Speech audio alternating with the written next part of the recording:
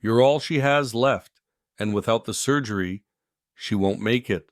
Those words echoed in Ariana Cole's head as she sat frozen in the sterile hallway of St. Augustine Memorial. Her mother's doctor had just dropped a bomb that shattered what was left of Ariana's composure. She blinked hard, trying to focus, trying to breathe. But all she could see was the number, $250. That was the price of her mother's life. Ariana had spent the last few weeks juggling triple shifts at the 24-hour diner, skipping meals, taking odd jobs, begging insurance companies to reconsider. But nothing worked. Her mother's heart was failing faster than anyone predicted, and the hospital wouldn't proceed without payment up front. And the worst part, her mother, Dolores Cole, had given everything her entire life. 2 jobs, 1 daughter, no vacations, no complaints, just faith, hard work, and fierce love. "It's not fair," Ariana whispered, gripping her mother's frail hand. "You don't deserve this. You always did everything right." And that's when something inside her broke, or maybe awakened. Because when the world turns its back on you, when the system fails the people who built it, a woman will do anything for the ones she loves. Even if it means risking everything.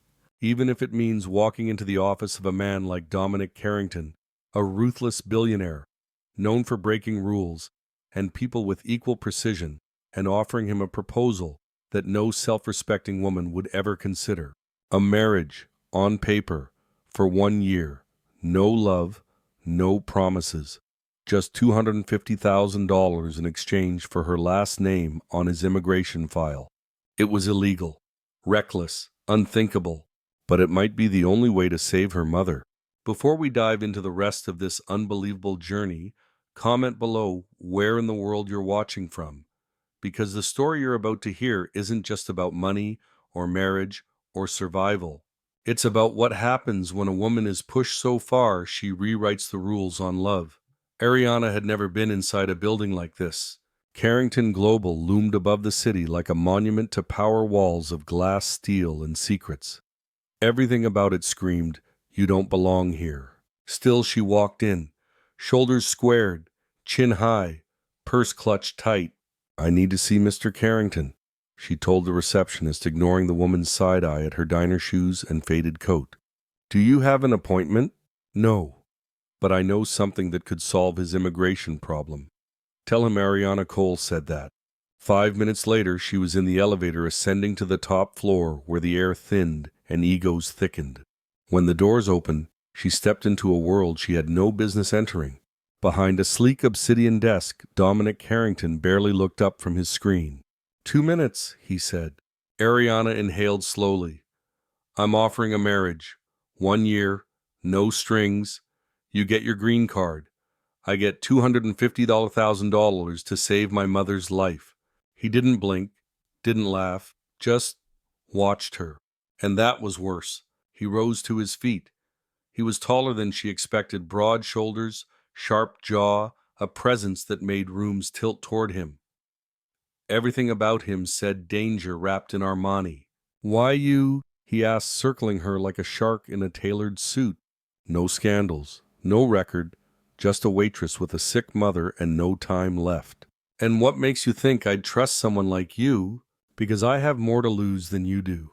For the first time, something flickered in his expression. Not sympathy, but curiosity. The kind of look a man gives a puzzle he didn't expect to want to solve. By the end of the meeting, a contract was drafted.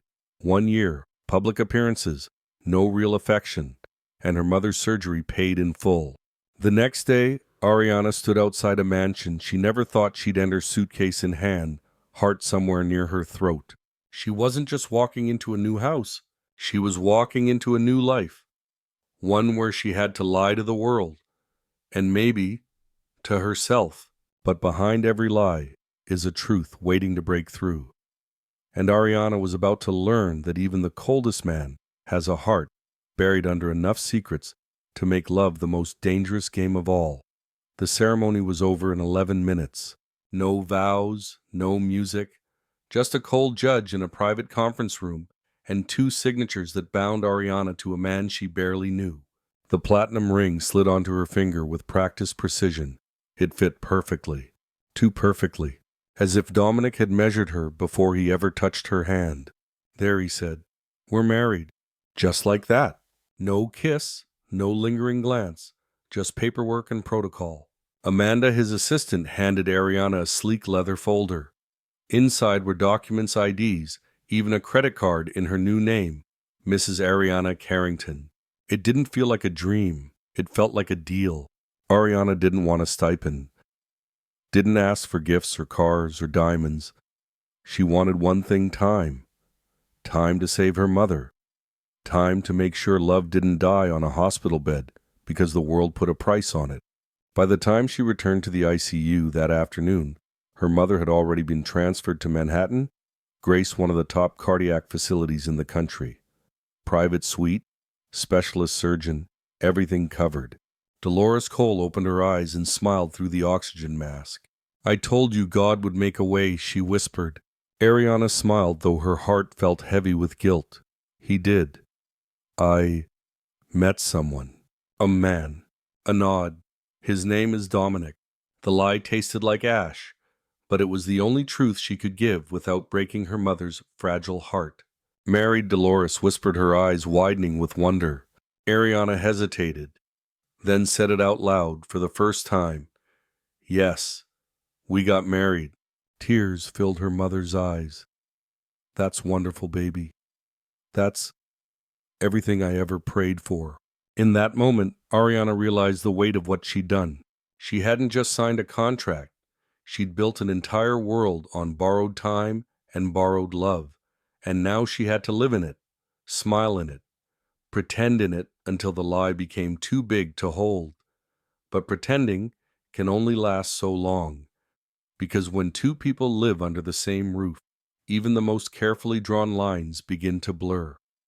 And sometimes love sneaks in through the cracks when no one is watching. Life at the Carrington estate moved like clockwork, flawless, efficient, untouched by chaos. But Ariana, she came from a world of clattering dishes, second-hand coats, and running for the late-night bus. So when she entered the marble halls of Dominic's mansion, she felt like she had walked into a museum where nothing was allowed to feel. Her suite was larger than her entire childhood apartment. The bed could fit a family of 5.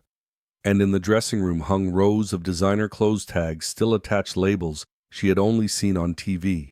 She didn't belong here, but every night at exactly 8:00, she took a deep breath, slipped into one of those gowns, and walked into the formal dining room, where Dominic would be waiting with his phone in one hand and barely a glance for her. They ate in silence for days, polite, distant, cold, until one night she spoke. I visited my mom today. She's improving. Dominic didn't look up. That's good. But the next morning she found a note in her suite. Let me know if she needs anything. I'll make the calls. DC. A few days later she sneezed during dinner. The next morning her nightstand held a bottle of herbal tea honey and a small handwritten label, good for congestion. He never mentioned it. She never thanked him. But something shifted. One evening she found him in the music room, playing the piano, alone, no suit jacket, just him and the soft melody of a song that sounded sad. You play? She asked softly. He startled, then composed himself. Not often. It's beautiful. He didn't respond. But the next night she found sheet music for that same piece, placed on the piano bench with her name scribbled in the corner. They still didn't touch, still didn't speak of feelings. But their silences grew warmer.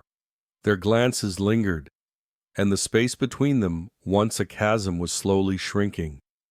But just as Ariana began to believe this strange arrangement might become something more, someone from Dominic's past returned armed with suspicion, entitlement, and a dangerous determination to uncover the truth. Victoria Carrington arrived on a Thursday. No call, no warning. Just a sleek black car in the driveway and stilettos clicking down the marble foyer like a declaration of war. Ariana met her at the front steps. You must be the wife, Victoria said, voice silk-wrapped steel. Her smile didn't touch her eyes. How unexpected. You must be the sister, Ariana replied, steady but polite. Dominic stepped in seconds later. Victoria, you're early. I wanted to surprise you, she said sweetly, eyes still locked on Ariana. And meet the woman who managed to trap New York's coldest bachelor in a wedding ring. Trap. The word clanged like iron in Ariana's chest. For the next few days, Victoria made the house her stage and Ariana her favorite target. Every breakfast was an interrogation. Every shared dinner, a test. So where did you two meet again? Which side of the bed does Dom sleep on? Oh, I heard your mother was in rehab. How touching that you still visit her. Ariana smiled through clenched teeth. She had survived worse than mean girls in designer dresses, but Victoria wasn't just mean. And Ariana knew one wrong word, one missed detail, and the lie they lived would unravel. One night after Victoria had gone to bed, Ariana stood alone in the library, shaking with quiet fury. She thinks I'm nothing, she whispered.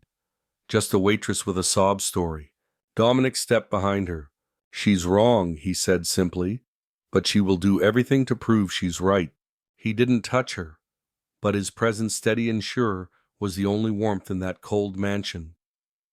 And then came the twist neither of them saw coming, a secret buried in the contract, one that would shatter Ariana's trust and make her question everything she thought she was fighting for.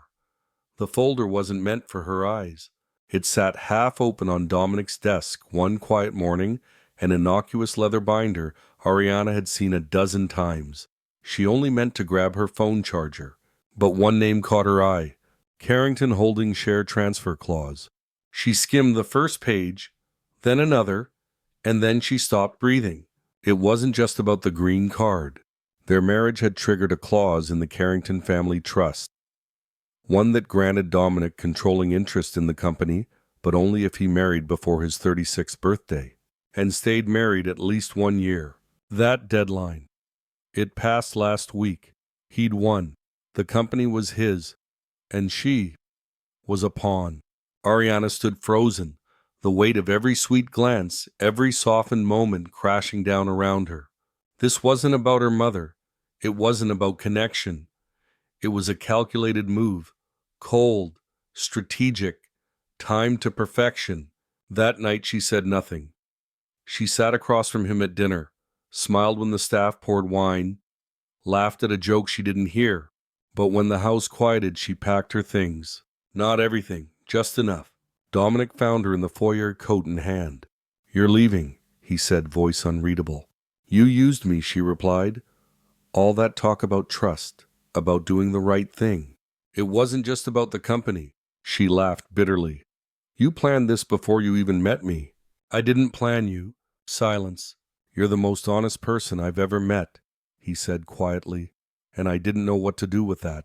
She looked at him, really looked, and for the first time she didn't see a powerful billionaire. She saw a scared little boy raised by contracts, controlled by legacy, desperate to win the approval of a dead father.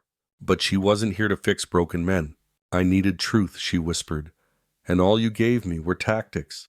She walked out without another word. Sometimes walking away isn't weakness. It's the only way to reclaim yourself. But what happens when the man who hurt you starts to change in all the ways you dreamed of after you're gone? A week passed. No calls, no messages, no dramatic scenes in the rain. Just silence. Ariana moved into a tiny sublet near the rehab center. Spent her days helping her mother recover. Spent her nights wondering how she had let herself hope for anything more than a contract. Until one morning her phone buzzed. Unknown number. Check today's headlines. She did, and stared. Carrington Holdings donates $50 million to launch new medical foundation. The name leapt off the screen. The Dolores Cole Foundation. Her mother's name. She kept reading. Free housing for patients' families, emergency medical grants, scholarships for caretakers, all registered under a new nonprofit. Executive director position pending. Later that day, a courier delivered a folder to her door. Inside was the legal paperwork. Her name, her role. No conditions, no strings. Just a note in Dominic's familiar slanted hand. This was never about strategy. Not anymore. She didn't know what to believe. Was this remorse or another beautifully wrapped manipulation? Later that week, she returned to the mansion not for him, but for her mother's follow-up with the house physician. She found Dominic in the garden, alone, no phone, no suit, just him pulling weeds in a pair of worn jeans. He stood when he saw her. I didn't expect you. I didn't expect the foundation. He nodded. It's yours if you want it, whether you ever forgive me or not. Ariana studied his face. He looked tired, softer, like a man learning how to feel and failing his way through it. You could have just sent a check, she said quietly. I could have, he agreed, but that would have been business, and you taught me something better. It was with purpose. She walked through the front doors, not as the woman who had been bought, but as the woman who had been changed. Not by luxury, not by power, but by the quiet unfolding of a man learning to feel again. Dominic met her in the sunroom, where warm light poured across the floor like forgiveness. I don't want a contract, she said. He stood. Neither do I. No more secrets. None. No more timelines. No more pretending in front of staff. Just, she hesitated, voice softening. Just two people trying to figure it out. He smiled an unguarded, real smile. I already signed over the foundation. You don't owe me anything. I'm not here because I owe you, Ariana replied. I'm here because I choose you. They kissed slow, unsure then certain. It wasn't the kind of kiss that started with fireworks. It was the kind that came after the storm when the rain has stopped and the earth finally exhales. 6 months later, Ariana stood on stage at the foundation's launch, her mother smiling in the front row. Dominic beside her, not as her partner on paper, but as her partner in everything.